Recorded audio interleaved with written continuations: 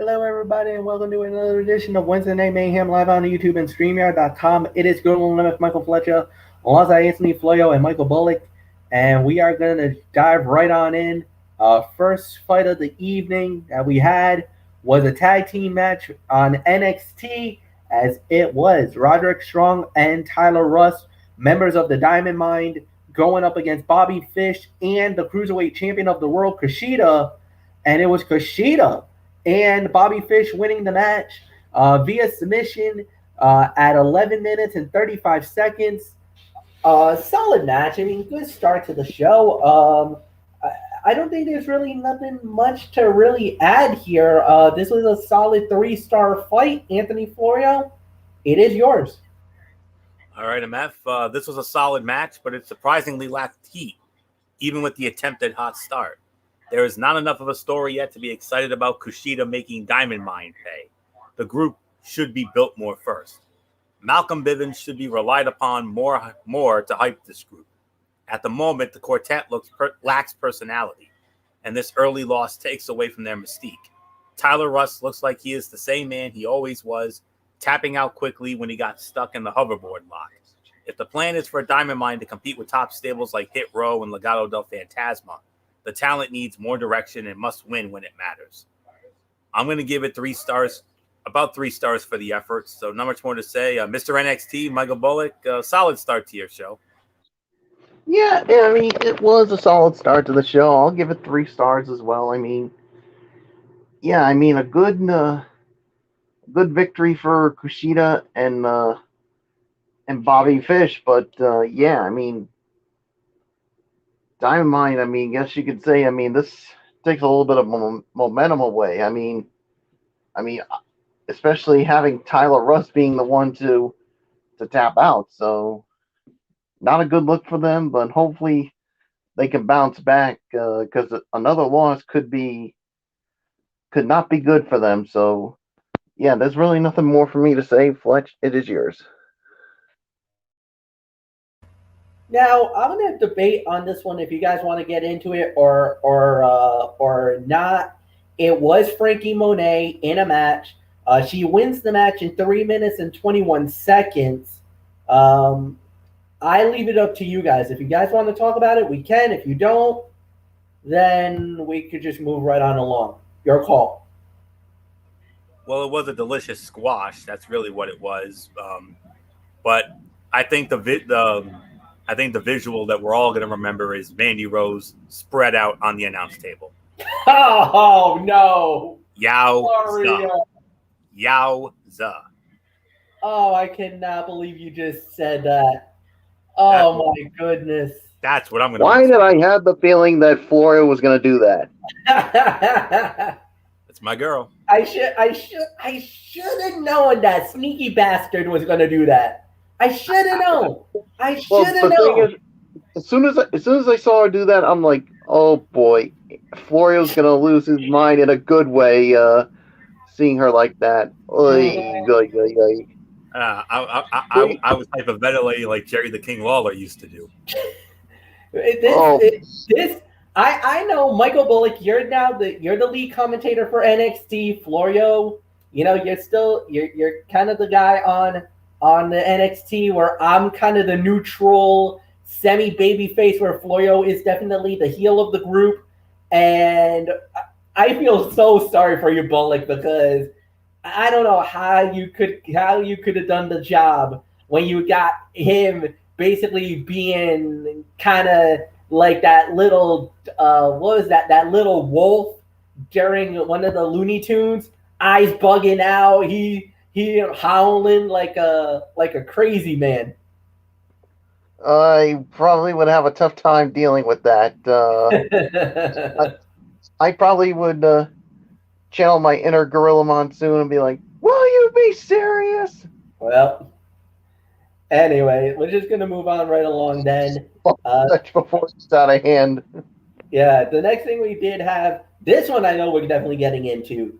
Kyle O'Reilly versus Austin Theory. Kyle O'Reilly wins the match 14:05.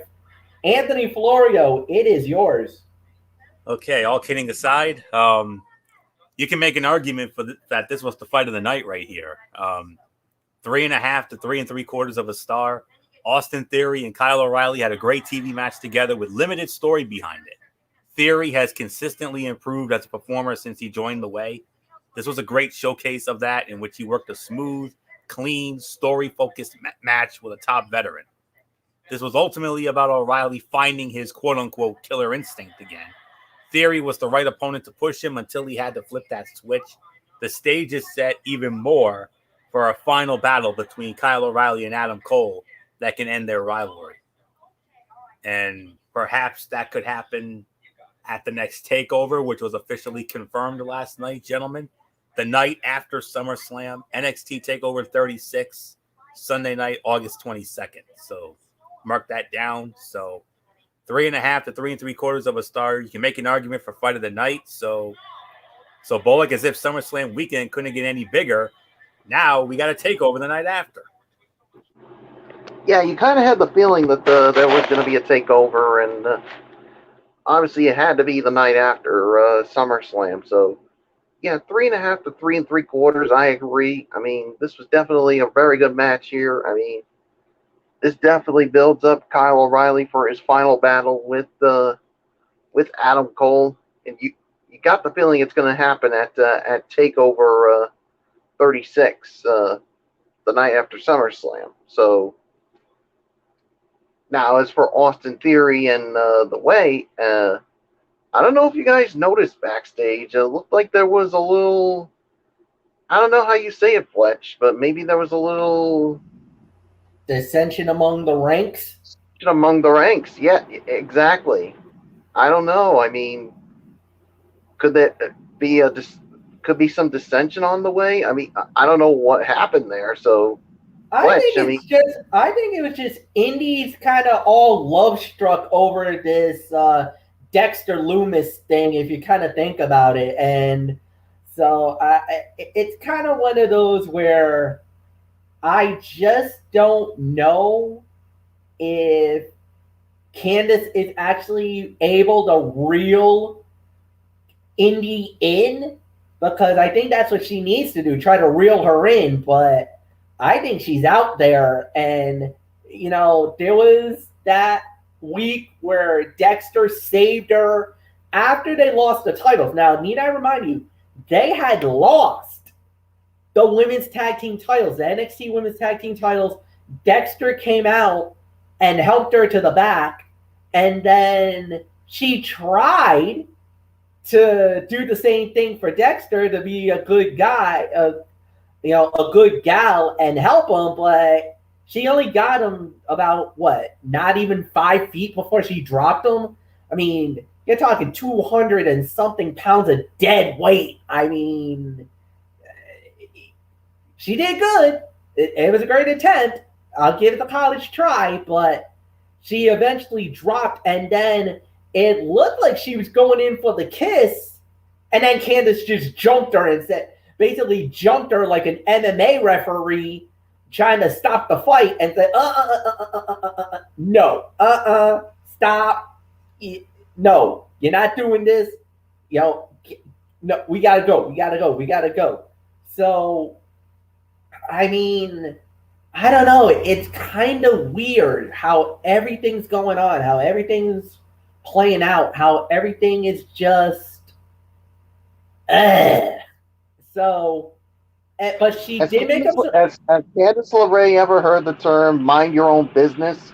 Yeah, but the thing is that I get where she's coming from. You know, I get where she's coming from.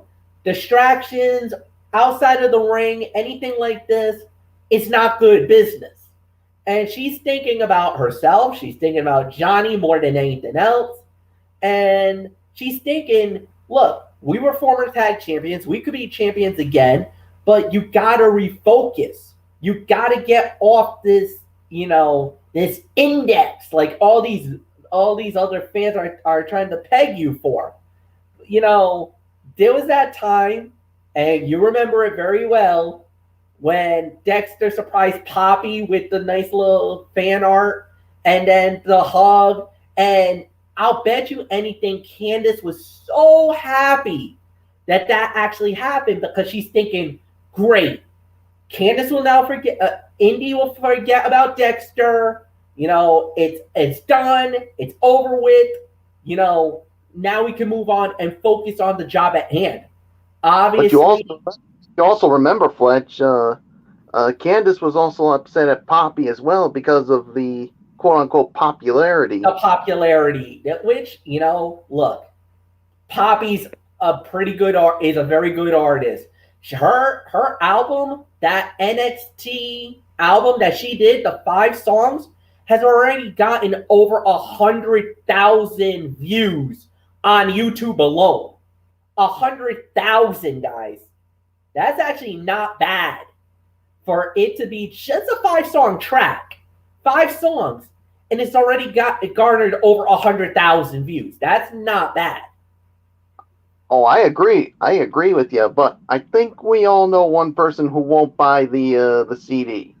Well, Candice LeRae. Yeah, well. As a matter of fact, if somebody gave it to her, she probably would tear it up. She'll probably break that CD. Yeah, but if you also remember, it also brought back the Genius in the Sky, Io Shirai, because of that. So there's also another that other Pandora's box. Oh, by the way, Io Shirai, one half of the brand new NXT Women Tag Team Champions of the World with Zoe Stark, or another one of Anthony's favorites, but we're not going there. So yeah, I get it. I don't know. We'll just have to wait and see. That's all we're gonna say about that. So now we had. I guess we're moving on now. So we're moving along. We had Odysseus Jones versus Andrew Chase against Andre Chase, which I believe this is one of the I think this is like breakout tournament. The breakout tournament, and it was Odysseus Jones advancing 3 minutes and 19 seconds. Do you guys want to talk about this, or should we just move on? Move on. All right. So we're gonna move on. Next up, we had was Drake Maverick versus LA Knight, non-title for the non-title match, and Drake Maverick gets the win. 2 minutes and 21 seconds. I obviously will say that's probably going to be a move on as well. So we move on to the main event of the evening: Raquel Gonzalez versus Xia Li. NXT Women's title on the line. Raquel Gonzalez successfully defends the title at 10 minutes and 48 seconds. I do believe this goes to Michael Bullock. So, Bullock, it is yours. The champion remains the champion. Yeah, obviously, to me, the outcome was never in doubt. I mean, we knew Raquel Gonzalez was going to retain the title. I mean, look, Xia Li has gotten better, but I just think it's too soon for her to win the title. I mean, she'll get it somewhere down the line. It's just not now. But I'll give it about maybe 3.25 for the match here. I mean, obviously Raquel proved herself why she is worthy of that title, and she's going to continue to hold on to it. So who knows what's next for her? But then after the match, Fletch, of course, we can't ignore this. It was Samoa Joe was basically calling out Karrion Kross, and Kross basically said, "Look, as the NXT champion, I can do whatever I want when I want." And even if it means to somebody big, and that person is the general manager, William Regal, and that left Joe incensed. So, yeah, I think after seeing that, I think it's going to be Samoa Joe and Karrion Kross somewhere down the line, maybe a takeover. Well, actually, this is actually something that because we heard that from Derek. I was gonna jump on that. Mike. Yeah, just remember that. I just remembered it now because we had it confirmed by Derek Ferreira through Messenger. So it looks like it's going to happen. So Joe's going to return to the ring, and it's going to be against Karrion Kross. But let's just say, Fletch, this has gotten personal because, I mean, you want to mess. I mean, Joe's probably like, you want to mess with me? That's fine. But you put your hands on William Regal. That's where it gets personal there. So That's so going to this be really the. I was yeah. going to say, this is the avenue where Cross could finally leave NXT permanently by dropping the Yeah. belt to Samoa Joe at SummerSlam weekend. I think Yeah. it's almost inevitable now. Joe is going to walk out as the next NXT champion. Cross will go full time to Monday Night Raw instead of doing this parlay that they did. But quite frankly, and I know a lot of people's been talking about it, man. I really think that Joe should. Not Joe. Cross should probably stay in NXT because of how he got treated on Monday Night Raw after he lost to Jeff Hardy the way he did. I mean that I don't know. I say this. I say he should stay in NXT because, I mean, look at the way he got treated on Monday. I mean, you really think he's going to go over if he's on Monday Night Raw? I don't see it happening. No, I don't think so. But then again, I would love to get Hunter's thoughts about it because I'll bet you anything he was probably spitting kittens on Monday night after he saw what happened to Cross. Maybe he had the damn sledgehammer with him. I don't know. I don't know if he's got the sledgehammer, but I know he probably would have been foul. He would probably be in a foul mood saying, I built this guy up to be a monster badass heel, one of the best guys in NXT, and you do that to him on the first night? What the bleep are you thinking, Vince? Yeah, what the hell are you thinking, you old SOB? Yeah, well, it is what it is. Solid main event. Yeah, so it's yours, Fletch, now. Yeah, solid main event, about 3 to 3.25 start. Well, 3.25 to 3.5. The only downside I have to say about it was that I think Xia Li got knocked out. I think she got the wind knocked out of her during the match because there was a moment where she did not look like she was in good shape. She looked like she took something. I don't know what the maneuver was, but she looked like she was hurt. So, I mean, I hope she's okay. I hope it's nothing serious because there was a moment in the match where it looked like she hurt her shoulder or she looked like she was loopy. Well, let's not forget an old saying, Fletch. What goes around comes around. Because remember what Xia Li did to Mercedes Martinez. Yeah. So you knew karma was going to come back and bite her eventually. We just didn't know when. Yeah, but I get the karma thing, and I get it, but I get it. Look, sometimes accidents do happen in these events, and I just think that was just an accident. I don't think it was a legitimate, or it wasn't like I'm gonna do that. No, I think it was unfortunate that it happened. I just don't know if that should have been the right thing to do. But I mean, it is what it is. So there's really nothing more to add. And yeah, we'll just move right on along. Anthony Florio, it's yours. Raquel Gonzalez has not had a challenge quite like this before as champion. This was the first time she was wrestling someone less experienced than her in a major match. The two made this work as Lee went for the classic tactic of wearing down the big wrestler by taking out her leg. Hopefully, just as this was getting going, Lee took a bad bump off a Vader bomb and the match stopped right there. These two have a good match in them down the road. Hopefully, Xia Li's injury is only a scare. I'm going to give it 3 to 3.25 stars. And as far as what happened at the end, that was a slow building segment over the entire episode of NXT that worked perfectly. There are a few who sell anger, like the Samoan submission specialist.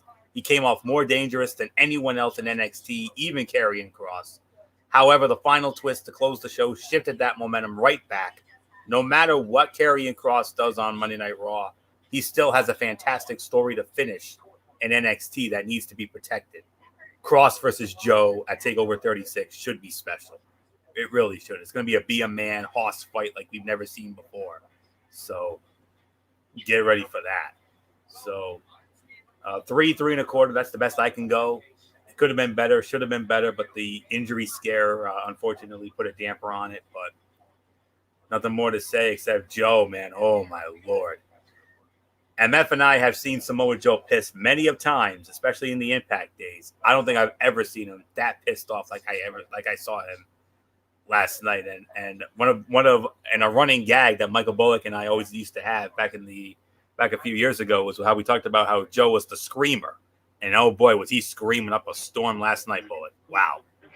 Oh yeah, exactly. And word to Karrion Kross, and I've said it so many times, don't start something you can't finish. Amen. And you may have started something that you might not be able to finish. Nope, not at all. So that's all there is to say. Let's move on to our overall review. All right. Oh boy. How am I gonna rate this NXT? Well, there was a lot of cutouts, a lot of things that could have been better that I just felt like it was all right. I'm sorry, guys. It is a okay. This is gonna seem low, especially with NXT standards. And I know I might get an ire from Michael Bullock, but I can only call this a 50-50 show. Therefore, it's a 5 out of 10. This is the lowest rating I've ever given NXT for a show. But I gotta do it. There was a lot of cutouts on this one. There was at least 3. I think there was like 6 matches all together, and only 3 had decent quality, and the other 3 were just absolute throwaways. I just don't know if you can get away with that and be as good as you can be. Now, there was some good storyline progression in certain areas, and I'm not gonna poo-poo over that. But for the product as a whole, I felt like they punted this week more than anything else. This felt like a punt than anything else. 5 to 5.5 out of 10. Anthony Floyo, it's yours.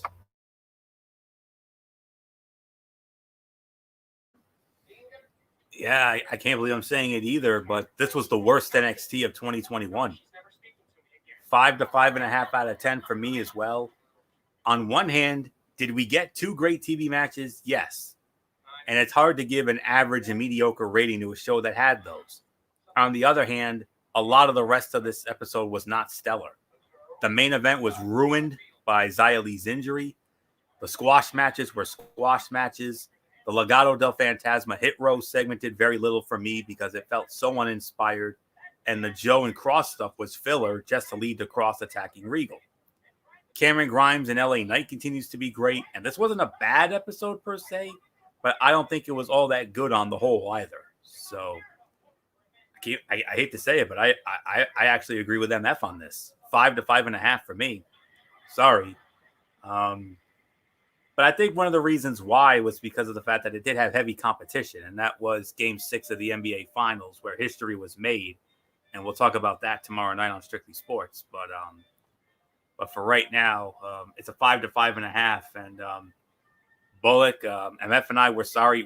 We hate to have to do this, but we got to tell it like it is. And this was hands down the worst NXT of 2021. Sorry, man. I'm actually with you guys. 5 to 5.5 for me, and I'll even go as far as to say, and Fletch, I'm going to use one of your sayings. It was a swing and a miss tonight by NXT. I mean, yeah, you did have some good matches, but you had three cutouts, and some of the segments were basically just there. So yeah, so I'm with you guys. I'm gonna make it unanimous here. I mean, this was probably one of the worst NXTs of the year, but I mean, it wasn't like all that bad, but yeah. So in the end, it was a swing and a miss. So nothing else to say. Fletch, let's get into AEW Dynamite Fighter Fest Night 2. Yes, indeed. So we're gonna have AEW Fighter Fest, um, and we're gonna start it off, guys, with Chris Jericho versus Shawn Spears. Jericho wins the match in 10 minutes and 47 seconds. Solid opener. Solid opener. Pretty good match. And then, right after everything was all said and done, Nick Cage comes out and makes the announcement that we're going to have a no DQ match next week. So it's going to be Chris Jericho versus Nick Cage, no DQ. All right, I guess we could say that could be all right. As far as the match goes, yeah, I could give this a solid 3.5 stars. I thought it was a solid opener. Pretty good match, good ring psychology, everything else. And Anthony, it's yours. Yeah, 3.5 stars for me. I do have a small question, and that is, if it was that easy to bring Nick Gage in, why not do it when the company was straight up advertising a death match? That aside, AEW using Nick Gage is another big get for a company that appears to be loading up on talent at this point. Is he a traditional wrestler? Not even a little. In fact, if the company overuses him, there is a very good likelihood he is exposed. Gage, though, is incredibly over and an engaging performer. Fans of his work are passionate and loyal. They love him, and his appearance on next week's show will attract intrigued fans who want to know what he brings to a no DQ match with Chris Jericho. The match tonight was perfectly fine with solid work between two veteran performers, even if there was nothing overly spectacular about it. MJF was his typically excellent self on commentary, insulting Jericho and selling the idea of another showdown between them. A solid, newsworthy start to the show. And that's all there is to say on that. And next week, Nick Gage versus the Painmaker. We're getting the Painmaker, guys. We're getting the New Japan Chris Jericho, and MF knows all about that. So, the Painmaker against MDK all day. Boy, howdy. That's going to be a man fight and then some, man. Oh, my word. That's going to be Charlotte, brace yourselves. That's all I'm going to say. So, solid 3.5 stars for me. This was a very good match for me. So, great way to start it off. And Michael Bullock, if fans don't know who he is, they obviously they can obviously tune into your Wrestling Bible, Dark Side of the Ring, for anything you need to know about Nick Gage, because I know you saw that one. Yeah, I actually did watch that Dark Side of the Ring on Nick Gage, and for those who don't know who Nick Gage is, well, let's just say he's the king of deathmatch wrestling. I mean, you've seen some of the things that they do in deathmatch wrestling. I mean, I'll tell you this, guys. I mean, I don't know about you, but deathmatch wrestling's not for the weak of heart. I mean, we've seen like so many things being used. I mean, even like light tubes and all this other stuff. And yeah, we see a lot of blood, and Nick Gage was part of that. And yeah, I mean, if you can't stomach deathmatch wrestling, don't watch that Dark Side of the Ring, because let's just say it's not for the weak of heart. So yes, I mean, we're gonna get Nick Gage, but yeah, he's gonna have to deal not the regular Chris Jericho, but the Painmaker Chris Jericho. And like you said, Florio, Fletch knows a lot about him from New Japan Pro Wrestling, and let's just say this is a darker side of Chris Jericho that nobody wants to deal with. So when you got Nick Gage and the Painmaker, ooh, no DQ, no rules. Oh man, that's not gonna be for the weak of heart. I'll tell you that right now. So I definitely cannot wait for next week. As far as this match goes, 3.5 stars. I'm with you on that. And Fletch, as I give it to you, Nick Gage is the king of deathmatch wrestling, but he's got to deal with the painmaker Chris Jericho, and you know all about him. It's yours.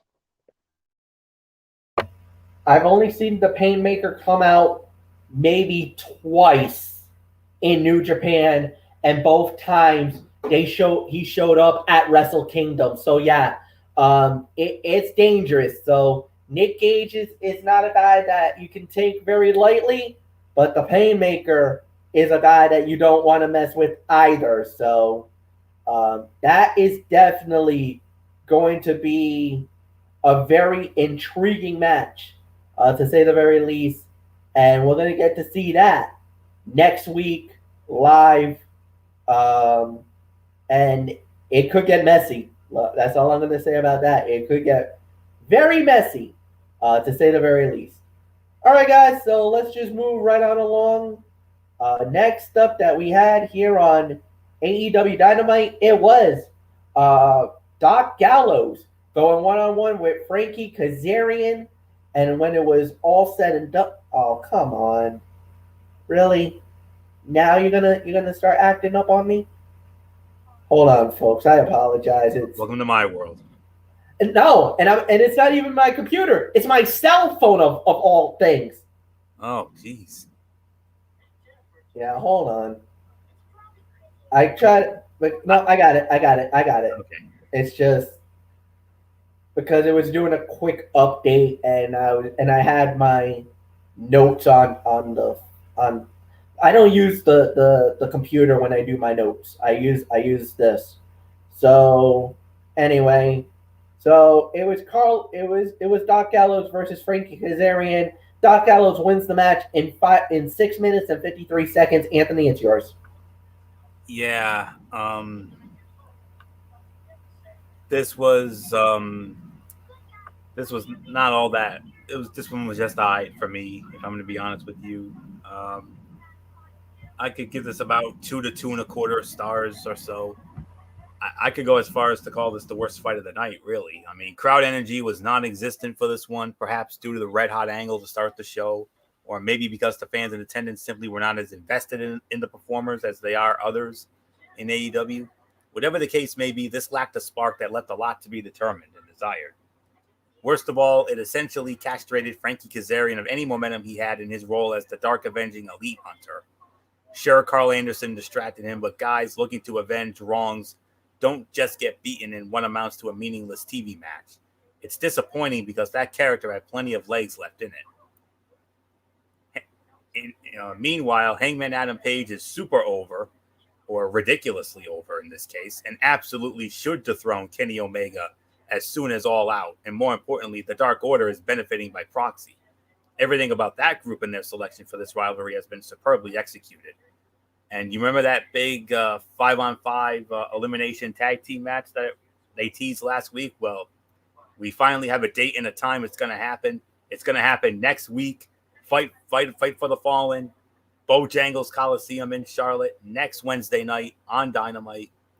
We could be looking at the most exciting and loaded Dynamite of this Welcome Back tour so far. So that's all there is to say here. I can only give this about 2 to 2.25 for the effort. Worst fight of the night for me. So, Michael Bullock, what do you make of all that? Yeah, 2 stars for me. I mean, it was an eye match. I mean, could have been a lot better, but it is what it is. But yeah, I mean, and everything we saw afterwards. I mean, obviously Adam Hangman Page coming out, of course, to confront Kenny Omega, and then you had, of course, the Dark Order coming out and basically taking out the other members of the Elite. So yeah, that 10-man tag elimination match. I mean, a lot at stake here in this match next week. If Hangman and the Dark Order win, Hangman will get his opportunity at Kenny Omega in the AEW World Title, and of course the Dark Order will get a shot at the Young Bucks tag team titles. But if the Elite win, then they're out. They're not going to get any of those shots at the titles. It's basically back to the back of the line for them. So definitely an intriguing match. So there's really nothing more to say. Fletch, it's yours. Yeah, I mean, I would say second worst fight of the night. There was one that I actually thought was worse than this, but it was still there. So we'll just move right on along. Next up, we had was Darby Allin versus Wheeler Yuta. Darby Allin wins the match in 4 minutes. Michael Bullock, it's yours.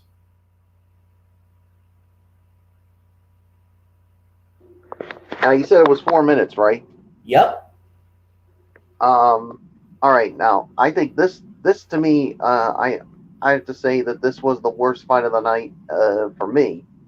I'll give it about maybe 1 to 1.5. I mean, it could have been better, but fortunately, it is what it is. So Fletch, it's yours.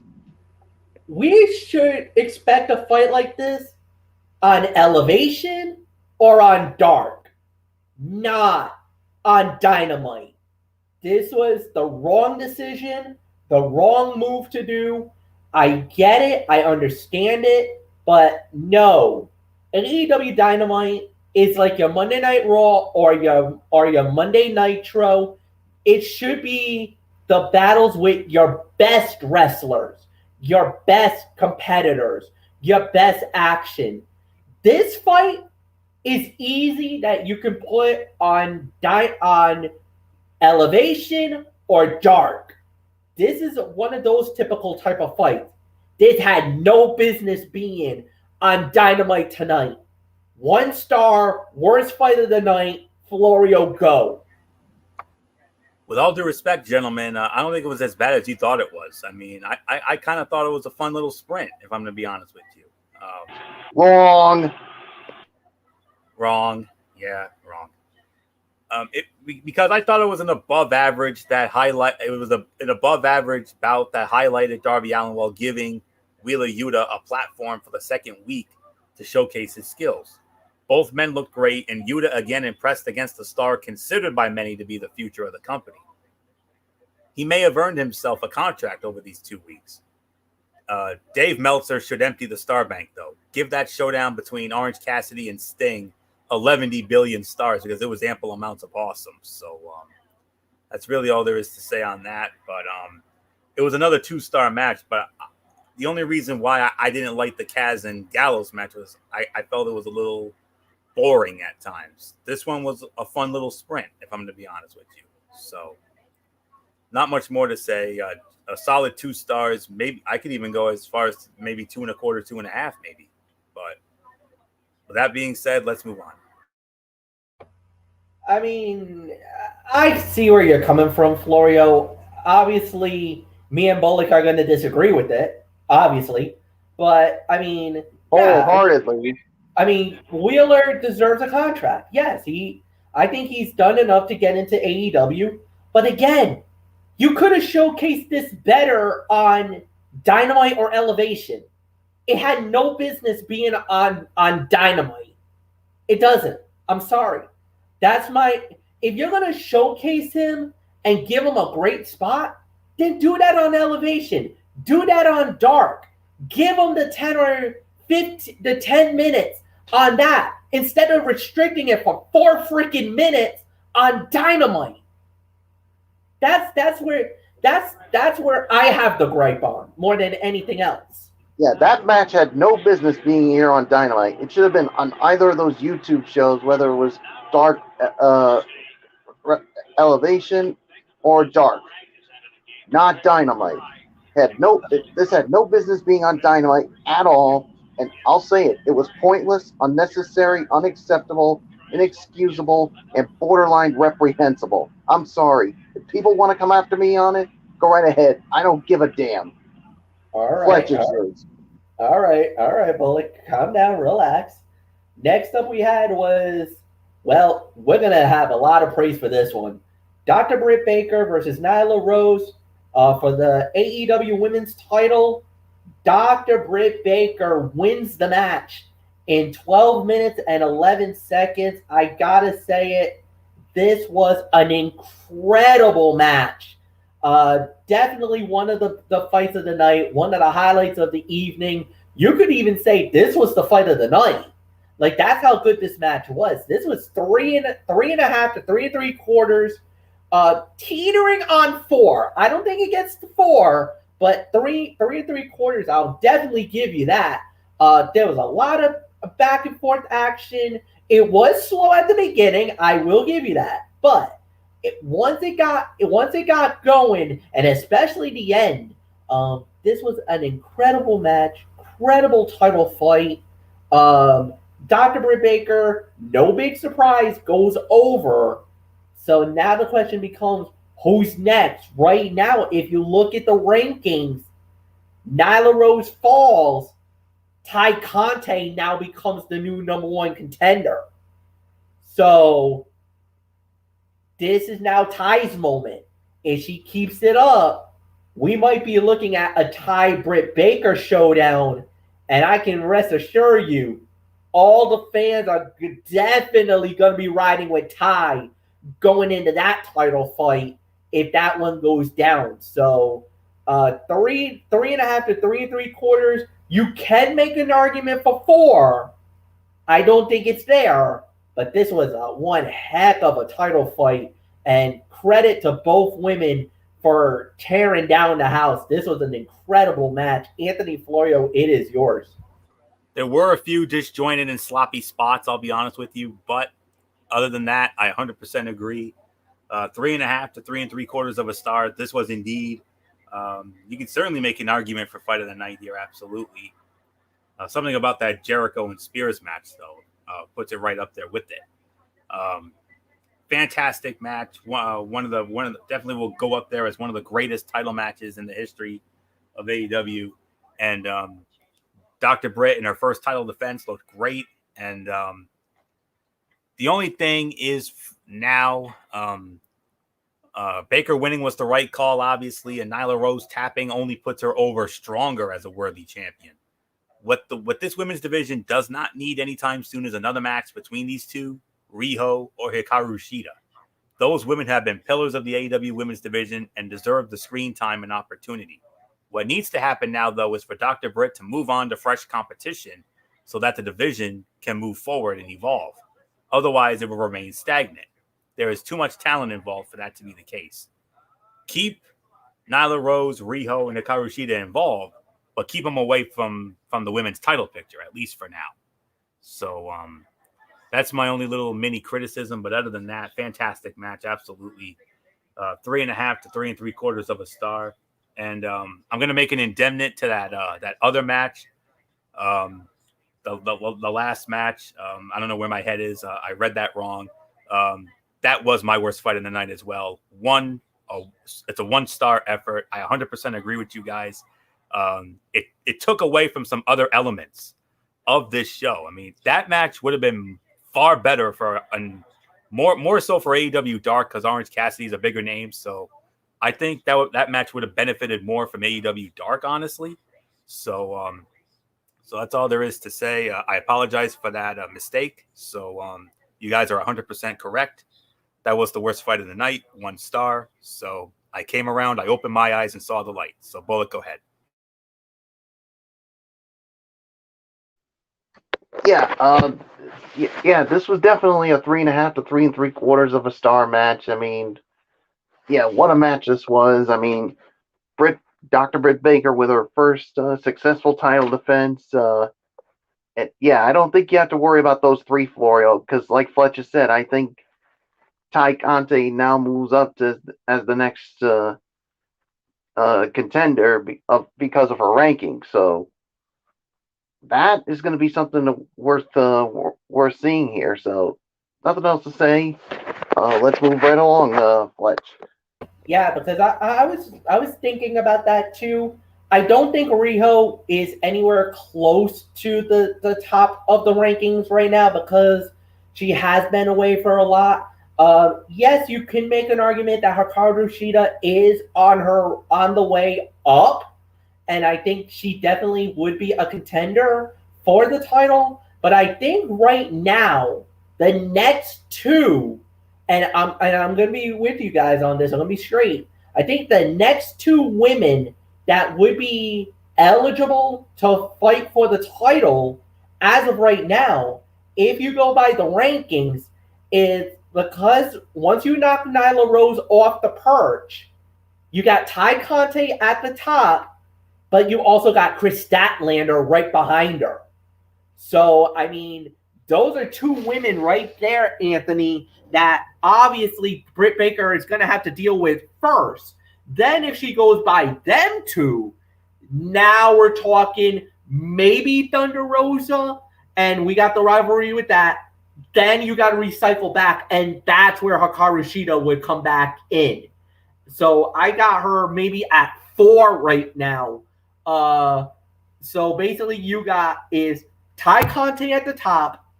You got Chris Statlander number 2, Thunder Rosa's number 3, and then you got Hikaru Shida at 4.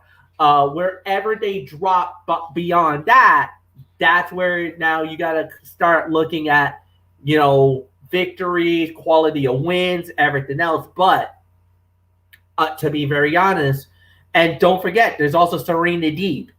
So you can't deny her spot either. So Serena Deeb is also there. So I mean, there's at least 4 or 5 or 6 women I just rattled off. And yeah, Nyla Rose, Rio, and Hikaru Shida, those would be the 3 that you kind of are looking at. You're like, oh, what the hey? But no. Don't worry. If AEW is smart, Ty Conte is the next in line. She deserves the spot again. She's been there. She's right at the top. She should be the next in line for the title.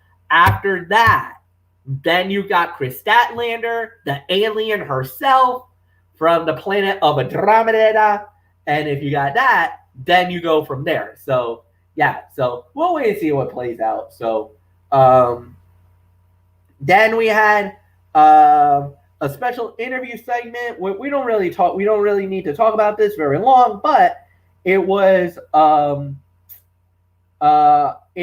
it was gonna be Andrade El Idolo, and he came out with a new advisor, a friend of the Guerrero family, and someone who's pretty well known around the parts.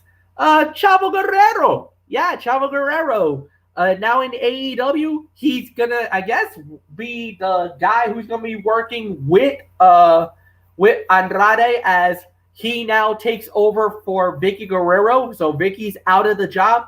Chavo goes in. Yeah, well, it didn't last very long because Death Triangle showed up, and Rey Fenix, Beta El Zero Miedo, and Pac.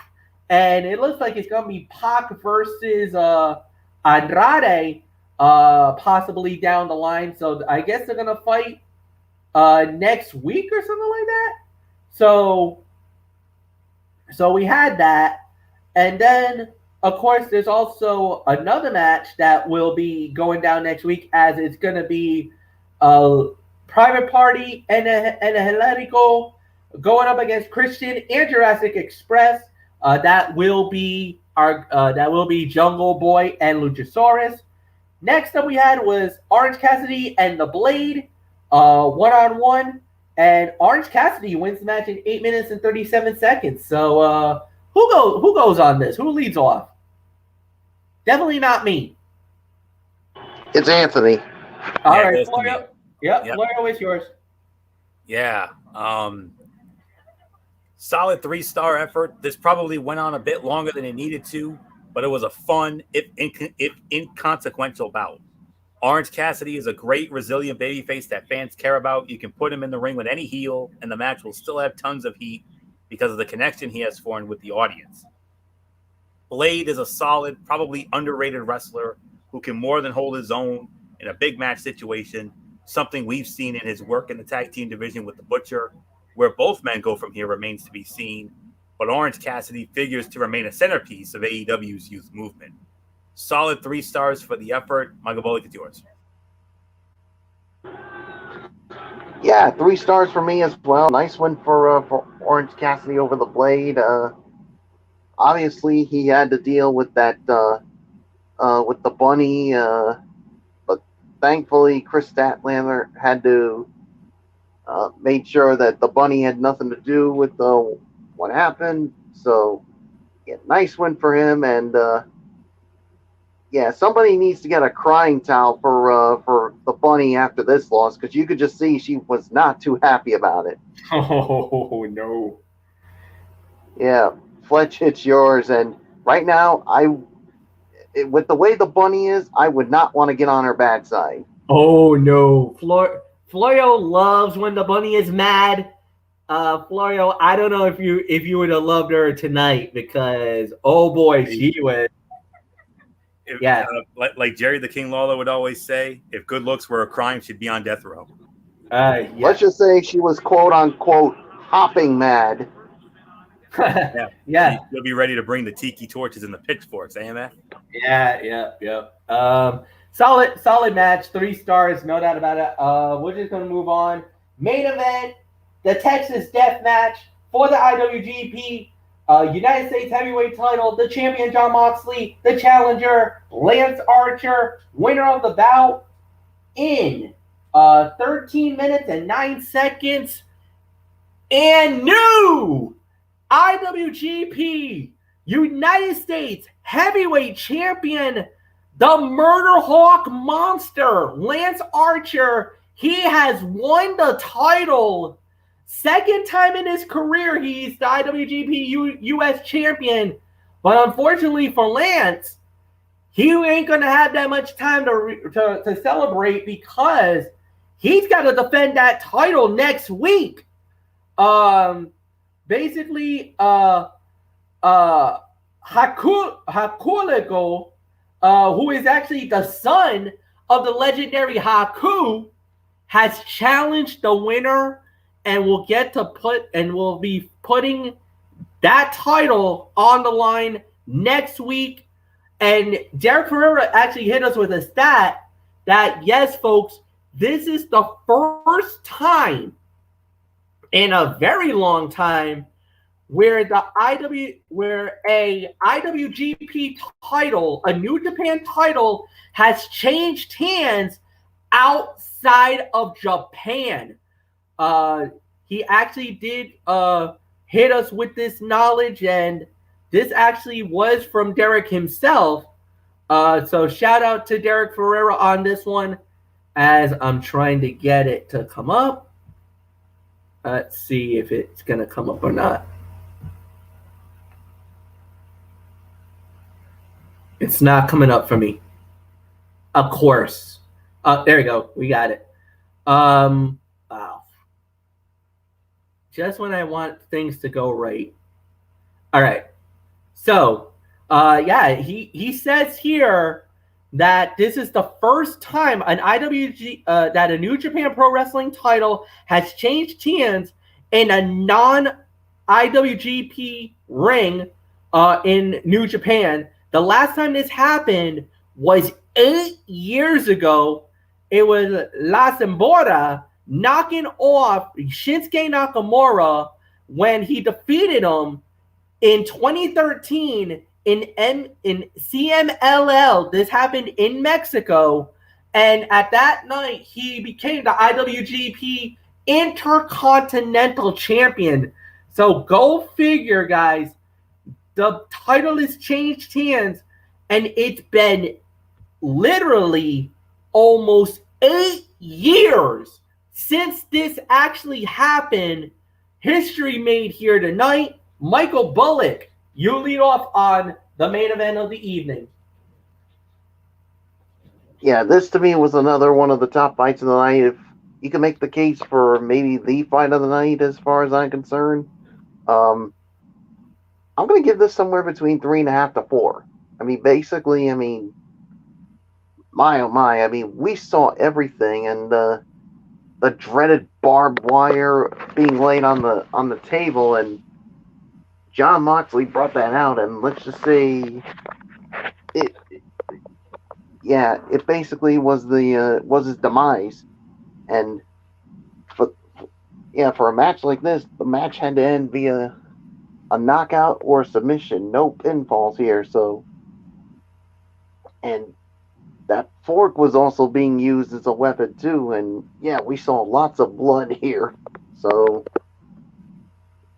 so a title defense for Lance Archer next week, so he ain't got any time to rest. So so there's really nothing more to say. Fletch, I mean, Lance Archer won, but let's just say both guys are going to be sore in the morning, especially John Moxley, because he became a human pincushion or barbed wire cushion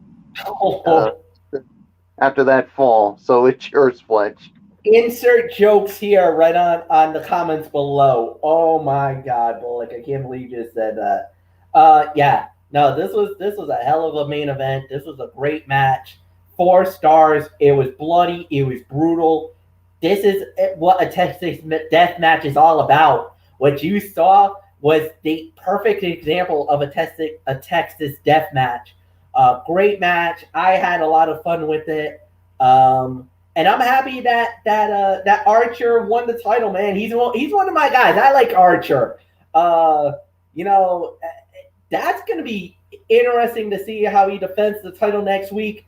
But like he said, basically, the minute Moxley brought out the barbed wire, that was the demise of John Moxley. He had to be a glory hog and turned out to be a dumbass. A la Red Foreman from that 70s show. He was a freaking dumbass because he went through the barbed wire, and because of that, he could not answer the count of 10, and he is no longer the IWGP United States Heavyweight Champion. And man, what a reign it was. I mean, the longest reign one of the longest reigns in wrestling history has come to an end. All hail the new champion, the Murderhawk Monster, Lance Archer. And yes, man, everybody dies tonight in Dallas. Anthony Florio is yours. Everybody dies. Yeah. So, I mean, I still can't get over that epic vocal that MF did several weeks ago on our show here. But I figure I break it out for him this time around. But yes, indeed, history made. All right. Fight of the night, 4 stars. This was physical, violent, and delivered on the gimmick. John Moxley and Lance Archer up their intensity and violence level throughout, culminating in the high spot that ended the former's title reign and gave Archer the defining win he has been chasing since arriving in AEW. There will be some that will consider the finish a cop-out, but Moxley is protected by way of getting caught up in the barbed wire and unable to return to the ring, while Archer looks like a total badass for absorbing everything the former AEW World Champion threw at him and still emerged with the title. This was a great brawl of a main event, a hardcore Texas fight that the fans bought into from the start. On a night that was always fun, but more up and down from a quality standpoint, this was the perfect exclamation point that sent fans home happy and set the stage for Lance Archer versus Hikuleo next week. As if that show next week couldn't be any more loaded. I mean, goodness gracious. I mean, you got Christian Cage, Jungle Boy, and Luchasaurus going up against Angelico and the Private Party next week. You got that huge Elite and against the Hangman and Dark Order, that 5-on-5 Survivor Series-like match. You got Santana and Ortiz against FTR, and then you got Chris Jericho against Nick Gage in that no DQ match per MJF, and then the match with Archer and Hikuleo. So this could end up being the most exciting of the Welcome Back Tour shows so far next week. If you thought tonight was exciting, so solid 4 stars, maybe 4 1/4. This was the fight of the night for me. hella fun. It was an experience for me to see it, and I don't know what else there is to say except let's move on to the overall review unless Bullock went. Bullock led off. All right. Now we are. Yeah, so now we are in the overall review. So it was better. It was definitely better than NXT. But like you said, Anthony, you even alluded to it. There were some ups and downs along the way. This was a solid 7 to 7.5 out of 10 for me. It was a good show. It was good.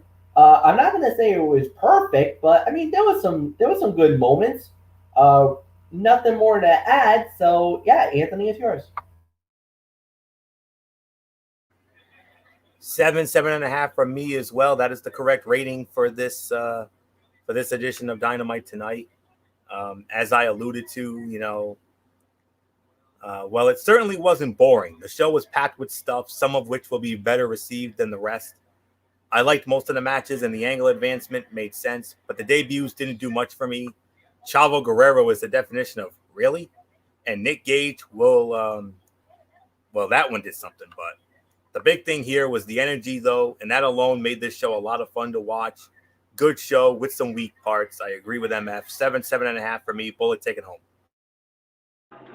Yeah, 7 to 7.5 for me. I mean, definitely was better than NXT, but yeah, next week's Fight for the Fallen episode, definitely really looking forward to that one. So nothing else to say. Fletch, wrap it up.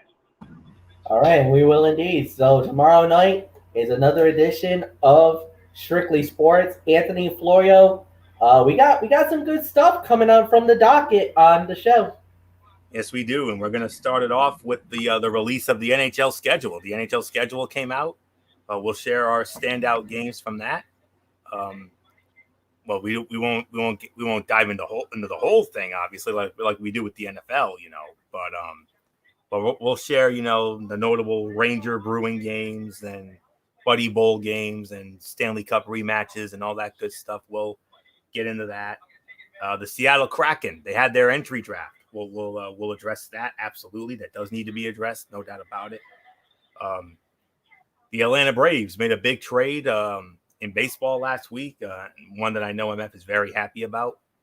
And then speaking of MF, MF will hit us with the recap of week 2 of the Big Three basketball. And in our main event, we will recap the NBA Finals. We have a brand new NBA champion. They did it on their home floor last night. They did it in grand style, and we will address that tomorrow night. So that's all. That's going to be all tomorrow night, 10:30, Strictly Sports, Tone 25. Don't miss it. MF, let's put a bow on it. All right, and we will indeed. So thank you, everybody, for watching tonight's show. Like the video, leave a comment at the bottom, share with all your friends on all the social media platforms around the world. And until then, for Anthony Florio, for Michael Bullock, I'm Michael Fletcher, saying so long, everybody, and we'll see you tomorrow night. Goodbye.